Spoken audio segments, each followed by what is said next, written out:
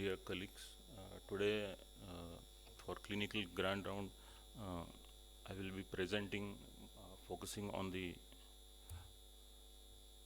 any single slide controversial topic among the clinicians. So there are lots of. I will just go through few slides of the introduction. There is a lots of staging systems in the SSC, and none of these been accepted universally.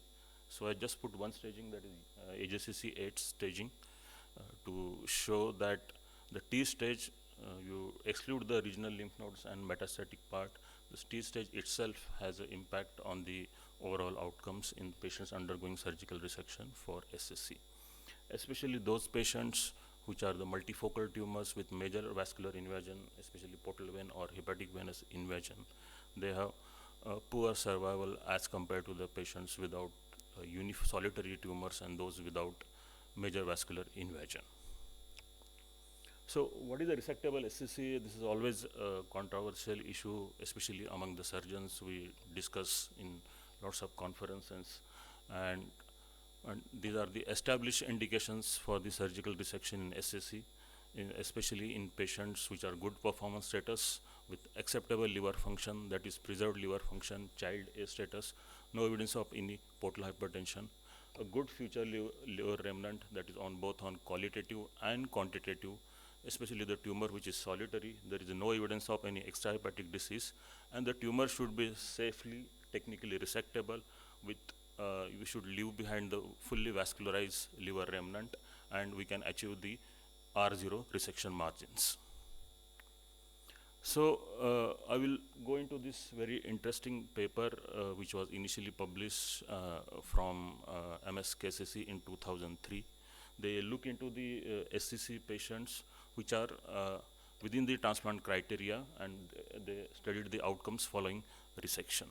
Interestingly, the 78% were cirrhotics and 36 patients met criteria for LT.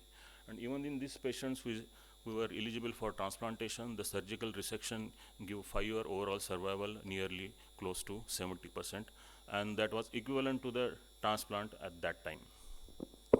So subsequently, other larger series has come, which are more than 150 patients. We included lots of heterogeneous patients. These included patients with large SCC, also multifocal tumors, patients with major vascular invasion, and they have shown following surgical resection with reasonably good survival.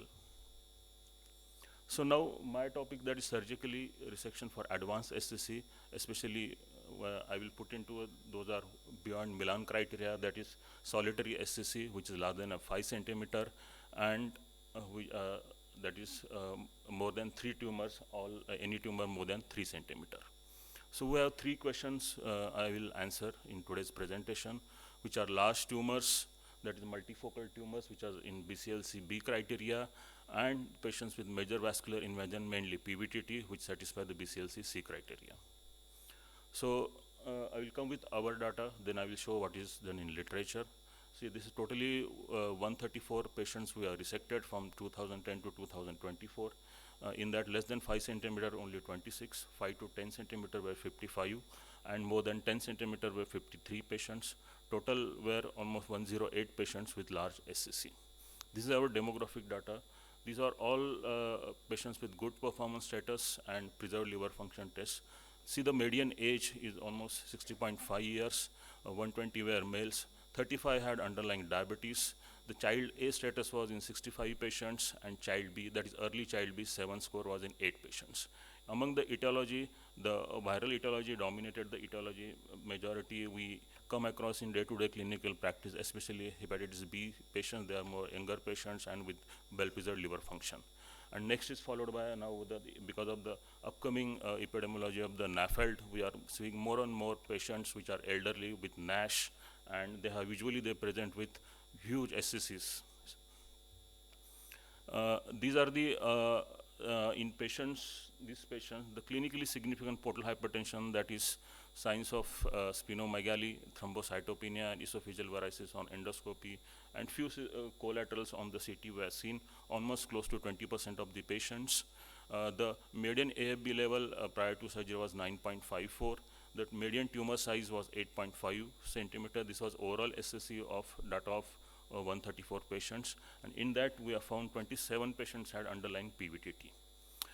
Interestingly, some of these patients, yeah, we operated the pediatric. No, few patients were done pediatric. Mainly they are a fibrolamellar SCC. They also were large. Yes, No, sir. no. Pediatric hepatoblastoma is not included. No, it is not hepatoblastoma. It is a SCC patients only. These patients which are especially the patients who have higher AFB levels more than 1000, most of these patients are underwent tests prior to the surgical resection. So this is vascular invasion who underwent actually preoperative therapies, and then there was a response to locoregional therapy. Then That's why I put on the right side that the patients which are especially the high risk features which are close to the vascular margin, we'll think that we are not able to get a R0 margin, have underwent preoperative bridging therapy. Test was done in 22 patients. Portal 1 embolization was done in 9 patients to optimize the future liver remnant. SBRT was underwent 3 patients, and in SBRT and immunotherapy that was nivolumab given in 1 patient with SCC with VP4 PVTT. Later, I will show you. दिखाया ना clinically significant portal hypertension दिखाया ना 20%. I will come again. I will show the platelet count. Don't worry. So you're asking, but you've seen the data he has shown. You know, you just need to put your brain into it. Clinically significant portal hypertension include platelet, varices. I told also, portal hypertension also includes thrombocytopenia, splenomegaly, presence of esophageal varices. I will come later. Surgery. It is published in 2024. I will come. I will show you everything. No, I will show everything. Let me present. I told I will show the data. I will show the data. So, कौन बताएगा clinically significant portal hypertension? Sir, I told clinically significant portal hypertension. Sir, I told it is a thrombocytopenia, splenomegaly. Sorry if I appear arrogant, but I will show the data. Everything I will show. This was total SCCs of major liver resection underwent performed in 79 patients. This major liver resection we defined that is more than equal to 3 liver segments, and the minor hepatectomies were performed in 55 patients, especially the patients which are child B and who had a clinically significant portal hypertension. The median blood loss was, it was 500 ml, a range from 150 to 2900 ml. Among the major hepatectomy, it was most common was the right hepatectomy, and others were extended right hepatectomy, central hepatectomy, and few of them were, as Dr. Nihar has told, to have a safe and FLR, we did the parenchyma preserving liver resections. This was demographic data of large SCC, that was 108 patients. Again, median age was 60, and it was male predominance. 26 patients had underlying diabetes. In that, 49 patients were child A cirrhosis, and child B, that was early child B, were in 5 patients. Again, viral etiology was dominated, followed by NASH. See the age of group of the patients. Almost 70% of the patients were more than equal to 60 years. This was large SCC. This is hardly 1-2 patients. SCC, this is hardly 2-3 patients. It is not much. Other are adult patients only. Of the patients had clinically significant portal hypertension. We routinely do patients with undergoing major hepatectomy, especially patients which are elderly with evidence of intrinsic liver disease. We do ICG retention at 15 minutes to assess the quality of the future liver remnant, and median was 5. The preoperative median AFB level was 9.28. The median tumor size was 9.5 centimeter, and 20 patients had underlying PVTT. Again, I understood the question. Pediatric patients are hardly 2-3 patients, madam, and most of they underwent a large fibrolamellar SCC.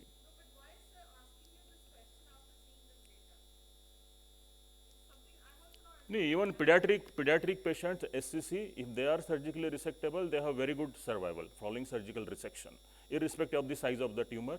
And even in literature, See, fibromegaly SCC, most of the children, they have normal AFB levels prior to the surgical resection. Only 2-3 patients, they are not more. So. It was clinically significant portal hypertension, is seen in 14% of the patients. I'm coming to the next slide. I will come to. The clinically significant portal hypertension, there are, how you assess the portal hypertension. It was presence of thrombocytopenia, splenomegaly, esophageal varices, or presence of any few collaterals, few portosystemic collaterals on the pre-op CT scan. Any presence of anything, or combination of, it is all the combination of this. Thrombocytopenia is taken as one of the sign of portal hypertension. See, this is the paper. This is the paper I am come. This is quoting. This is Annals of Surgery, 2024. Annals of Surgery has impact factor of second in surgery following JAMA, and this has quoted the role of surgical resection, impact of portal hypertension following surgical resection. How you measure the portal hypertension? It is by indirect or direct methods. And for the surgeon most worried following the surgical resection, major hepatectomy, post-hepatectomy, liver failure. And they have compared with patients with indirect signs and the direct method of portal hypertension. This is written, total number they have written. It is 56. There are total 3 studies, total number 56, 44 and 22. See, most of the patients we have not measured HPPG, we have taken only clinically significant portal hypertension. In patients with large SCC, because of the compression effect, the HPPG can become fallaciously high. Okay. So can I answer this? HPVG is not direct measurement, it's indirect measurement. It's wedging of hepatic veins and knowing the portal pressure. So it's not a direct measurement. There's a very good paper in Journal of Hepatology where they have analyzed the data based on HPVG and outcome. 20% of patients actually who had high HPVG still did well after resection. Okay, and that paper actually recommends HPVG should not be used in isolation for selecting patient for liver transplantation. This is Journal of Hepatology paper, and the denominator was more than 100 patients who underwent resection for HCC. If I can take out my slides, I can show that paper as well here. Large tumor, 10 centimeters tumor sitting in the right lobe or left lobe of the liver, fallacious. And then you are wedging a hepatic vein to know portal pressure, it will be fallacious. We are saying we are doing only clinically significant portal hypertension. We are not measuring HBPG. We routinely don't measure HBPG in patients with large SCC. We basically see the indirect signs of portal hypertension, that is thrombocytopenia, splenomegaly, presence of esophageal varices, portosystemic collateral, and even this paper has mentioned the raised fibroscan, but especially in the right-sided tumors, the large tumors, even the fibroscan is not reliable. In this study, the PHLF, which is most worrisome for the surgeons, patients with indirect signs of portal hypertension didn't had any impact on the post-operative liver failure. However, who had a HBPG more than 10, they have increased the risk of post-operative decompensation. But even in this meta-analysis, hardly only one patient had the episode of liver decompensation more than 3 months, and only one patient required the liver transplantation for salvage liver transplantation for post-hepatectomy liver failure. Even in though a patient with HBPG more than 10 mmHg, they have increased risk of morbidity, mortality. In selected patients, you can get out with especially minor hepatectomy or non-anatomical resection in patients with cirrhosis with solitary large SCC. This was the extent of resection. HBPG, indirect signs should not be a contraindication for resection. Even in HBPG, it is also not even there are lots of papers, as sir told in Journal of Hepatology has been quoted. This methodology has told the HBPG more than 10 associated increase the risk of morbidity, mortality, but that doesn't contraindicate the resection. Even you can get away with even especially patients with high HBPG, you can go with minimally invasive approach. We have lesser impact on the post-operative liver failure. They have recommended minimally invasive approach as compared to the open approach. They have better outcomes in patients with high HB. So the extent of resection which was performed in large SCC, that is close to 70% underwent major hepatectomy. Again, it was common was a right hepatectomy followed by extended right, and few 1 to 2 patients underwent central hepatectomy. And minor hepatectomy was performed in 35 patients. The median blood loss was 500 ml. This was the post-operative morbidity, mortality. As compared to the literature, we have very good outcomes in case of morbidity and mortality. The major morbidity, which was requiring intervention, most of the they were put a PCD insertion for ascites, and only 2 patients had a minor bile leak. None of the patients had any major bile leak, which was settled on conservative management.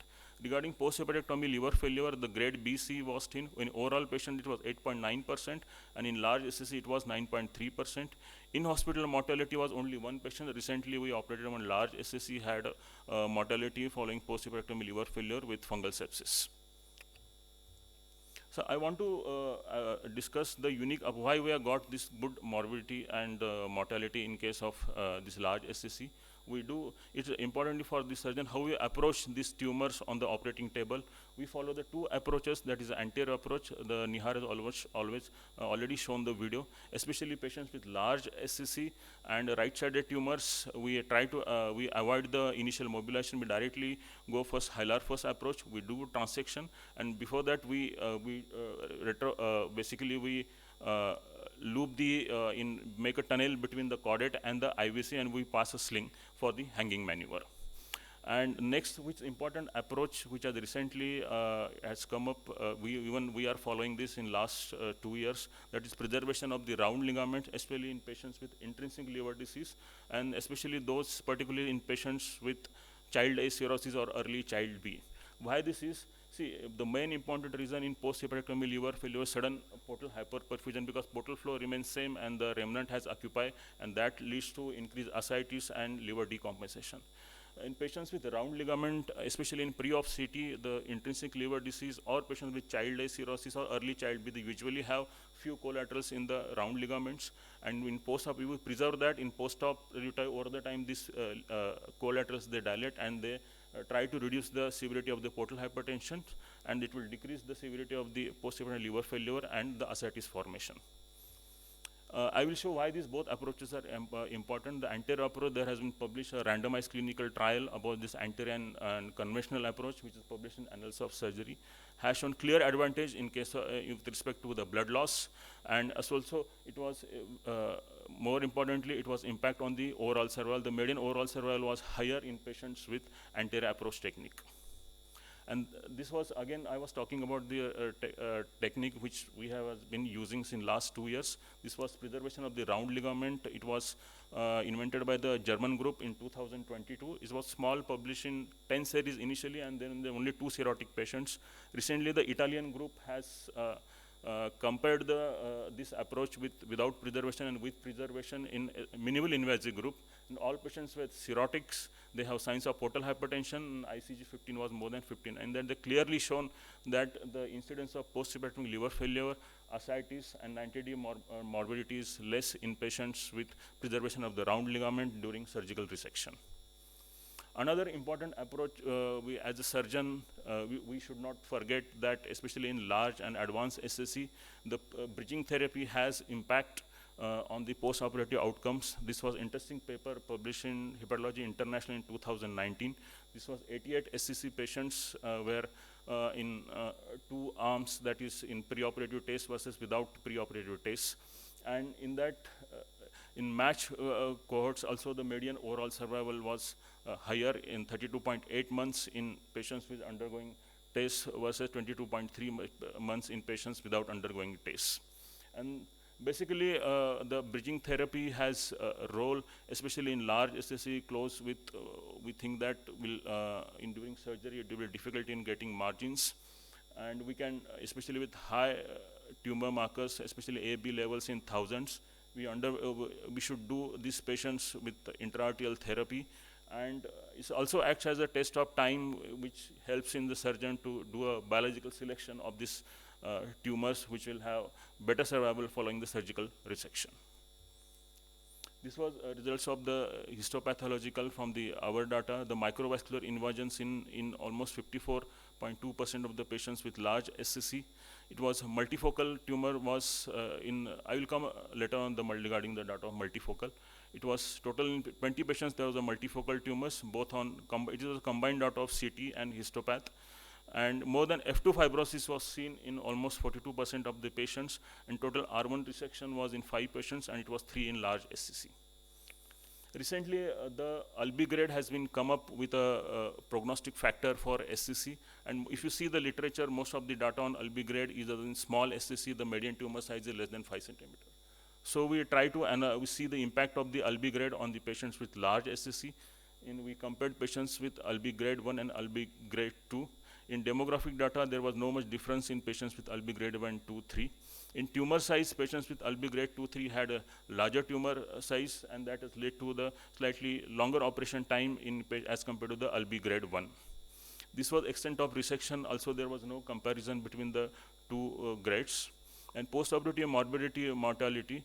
In this, interestingly, in patients with ALBI grade and 2, 3, we have seen the higher incidence of post-hepatotomy liver failure, but there was no difference in the in-hospital mortality, and which has led to the longer hospital stay in patients with higher ALBI grade, that is 2 and 3.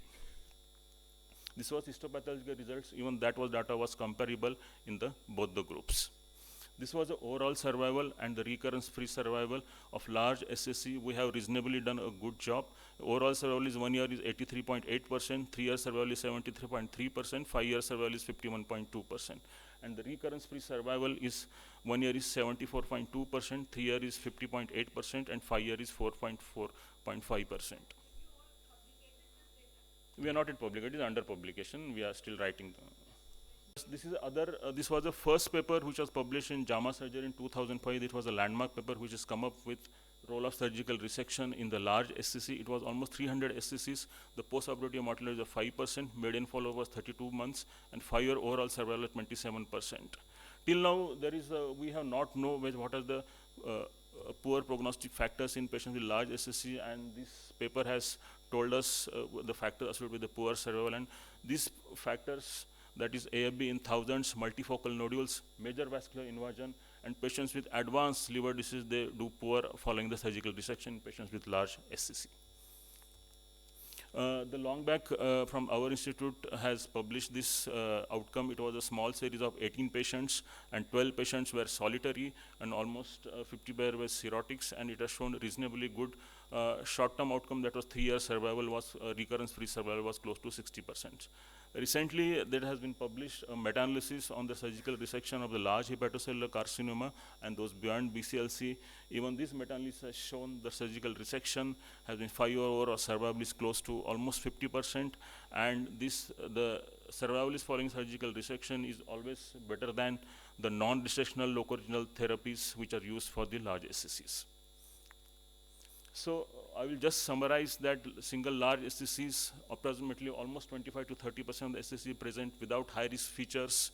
They are, dear friends, they are very difficult to treat successfully with other non-resectional liver directed therapies, and long-term survival is feasible with selection and good surgical techniques with complete surgical resection. Now we'll come with surgical resection of the multifocal SCC. Importantly, I'm talking in the context of which is beyond Milan criteria, that is more than 3 centimeter. What the literature says in day-to-day clinical practice, we have always controversy whether the multifocal SCC is satellite nodules or patients with advanced liver disease with synchronous multiple primary tumors or intrahepatic metastasis. It is very difficult to know about this, and it is very really impossible whether it is satellite nodules on that. These patients following surgical resection, they have increased risk of recurrence. Whatever I come across the literature, I just put in the few important points. And it has shown the poor survival as compared to the solitary SCC. But the few selected patients, they might do well, and in selection criteria are not well defined in the literature. This is our data of multifocal SCC. This was combined histological and CT images. The median P of AFB level was 6.9, child A were 7, and child B were 3. The median tumor numbers were 3, it was 2 to 5. Clinically significant portal hypertension was in 3 patients. Underlying cirrhosis was in 8 patients. We have used TESS as a bridging therapy in preoperative scenario in 7 patients. Most of these tumors were the unilobar, so the 16 patients underwent the major hepatectomy. Especially, I want to just highlight the multifocal SCC. especially patients with intrinsic liver disease or particularly in the patient with cirrhotics. You also take advantage of the natural history because they usually get the right atrophy and left hypertrophy. So we can do, even if the tumor is confined to the atrophied, usually they have atrophied lobe, right lobe, and multifocal tumor confined to one lobe. You can go ahead with the major hepatectomy with reasonably good outcomes. And the microvascular invasion was seen in 8 patients. This was overall survival and the recurrence-free survival for the multifocal SCC. 1 year survival was 88.4 patients, 3 year survival was 70.8%, 5 year overall survival was 40.4%. Recurrence-free, we know that most of these patients are going to recur, but in current era of the adjuvant therapies, even most of these patients, they recur within the liver, and these recurrences are reasonably good, manageable with re-resection and with the help of the intervention people. So 1 year survival was 81%, 3 year survival is 36%, and 5 year survival is 18%. So this was the first paper which has come with surgical resection of the multifocal SCC, and this was 110 patients with SCC patients potentially curative to surgical resection. Unilobar disease 78%, major hepatectomy was performed in 55.5%. Perioperative mortality was only 2%, and the median follow-up was 21 months. And this patient, they have compared patients with number of nodules, that is within Milan versus outside Milan. And dear friends, patients who are within Milan criteria, they do reasonably good following the surgical resection. And they have pulled out these poor factors which have impact on the overall survival, and they come across with child B status, more than 3 nodules, positive margins, and microvascular invasion. They have poor prognostic factors for the long-term survival. Just I want to tell one interesting important things we should not forget. This was a randomized clinical trial in patients with resection versus TACE for multifocal SCC, that is published in Journal of Hepatology. This was RCT for SCC beyond Milan criteria. 180 patients were randomized, and most of these patients with hepatitis B, with young patients with preserved liver function. And these patients have, in this RCT, has just shown that resection has always better than the other non-curative therapies, that is TACE. But important to remember, the most important point in this paper, almost 1,000 patients they have screened for this, just, and 180 patients, almost 7 patients they are able to randomize. So this is a highly selected group of patients, and very difficult to achieve these results in day-to-day clinical practice. This is the level 1 evidence.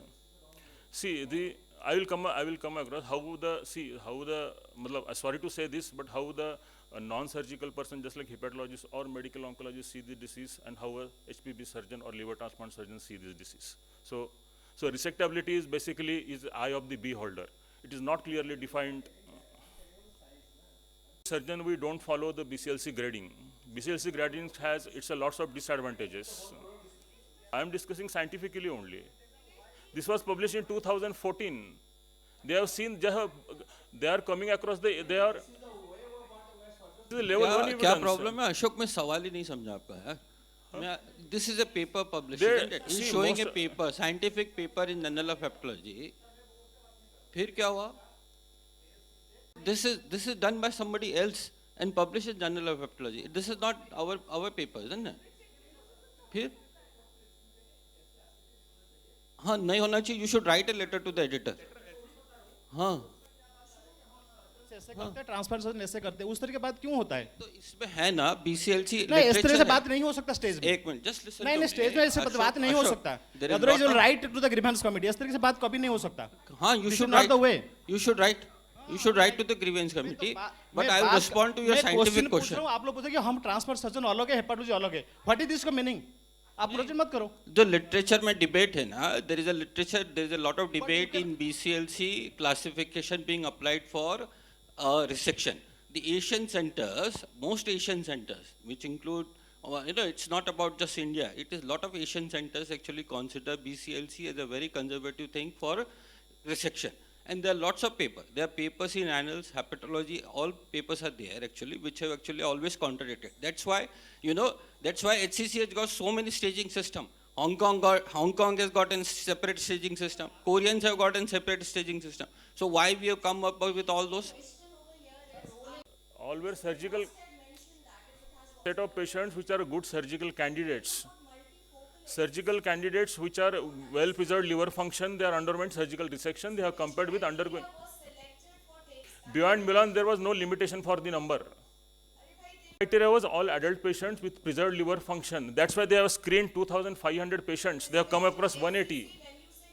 Outside Milan, there was no limit for the upper this one. It's BCLC-B.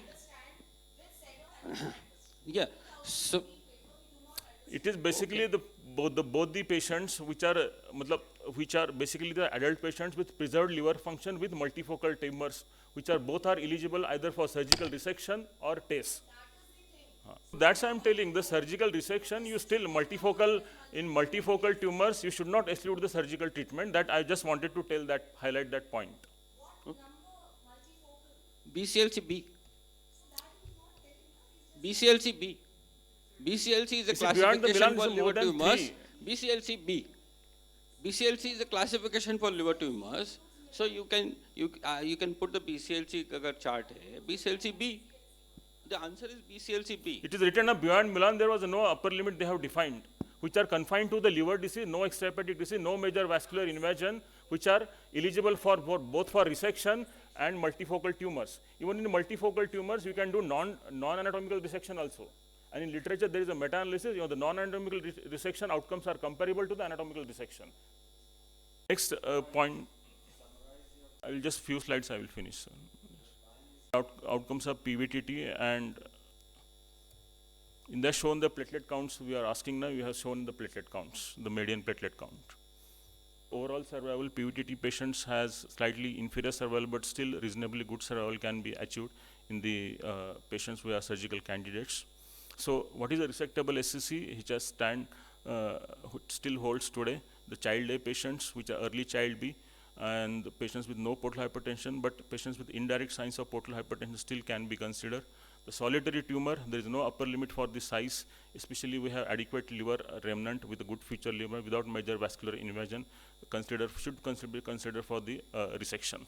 And we were able to achieve the negative margins, and there is adequate future liver remnant. In that, the resection is safe and potentially curative. The tumors in beyond Milan criteria, whether it is resectable, the multifocal disease, though in probably within Milan, the most of the series in multifocal disease, patients with up to 3 tumors, they have shown reasonably good outcomes following surgical resection. Beyond Milan, all the papers, they said the poor prognosis. The last tumors with major vascular invasion, PBTT, especially which is confined to the VP1, VP2 as per the Japanese classification, it can be undergo surgical resection with reasonably good outcomes. Patients with VP3, VP4, that is first order branch or involving main branch, you should better to go ahead with the basically neoadjuvant therapy or adjuvant therapy to have reasonably good outcomes following surgical resection. And these are the important points when your consideration should be taken in advanced tumors. The surgical resection alone is rarely curative, which increase the risk of morbidity and mortality, especially those with intrinsic liver disease, and patients with neoadjuvant treatment, which can be used as a biological test to select out the patients with good biology, and adjuvant approaches to improve the disease-free outcome. You should not forget that is unique important consideration SCC.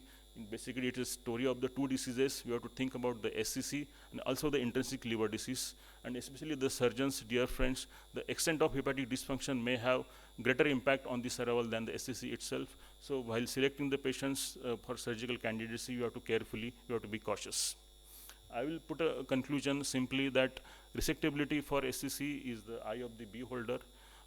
This don't take as very rash, but this is a real scenario, especially in day-to-day, it's different in the perspective of the eye of the hepато-oncologist or the eye of the HPB or liver transplant surgeon. My humble request, dear colleagues, that every SCC patient should be referred to the surgeon before considering this patient for a non-surgical therapy or considering as unresectable. A single lesion, irrespective of the size, with preserved liver function should be considered for surgical resection. Patients with beyond Milan criteria, multifocal disease, major vascular invasion, you have to be very cautious regarding selection. Improvement in the surgical techniques has improved the outcomes, and with FLR can be optimized with portal vein embolization. Also with surgical techniques like parenchyma preserving surgical resection, we can still achieve with a good overall survival. The current era is of neoadjuvant and adjuvant therapies, and this can help especially in large SCC or advanced tumors. It can help in shrinking the tumors, which may improve the resectability and also help with biological selection. So we have better disease-free survival following the resection. Thank you.